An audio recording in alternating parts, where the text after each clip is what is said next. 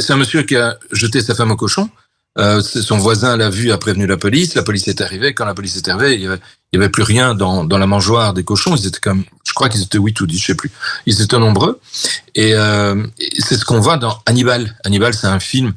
Il faudra que le nom de l'acteur principal m'échappe, qui joue Hannibal Lecter. Comment il s'appelle? Anthony Hopkins. Oui, voilà, Anthony. Exceptionnel, le gars. Ouais. Exceptionnel.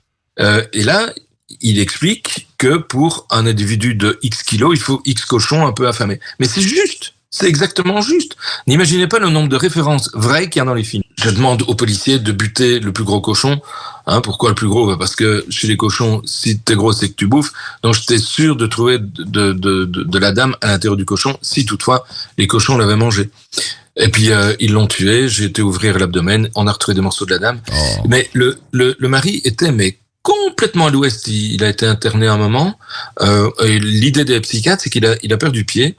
Quand il a trouvé sa femme morte et que perdant pied, il est rentré dans un état délirant, quoi. Ouais. Voilà. Question de Mathéo dans le chat: est-ce que l'ouverture des corps humains est la même dans la vie que dans les films au cinéma? Non, pas exactement.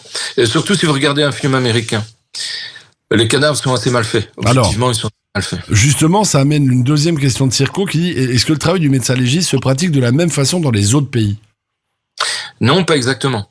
Dans beaucoup d'autres pays, comme les États-Unis par exemple, ils ont ce qu'on appelle des coroners. Et ils ont surtout des aides. C'est-à-dire que c'est pas le médecin légiste qui fait l'autopsie, ce sont des aides qui font l'autopsie. Les médecins légistes complètent, corrigent, vérifient, etc.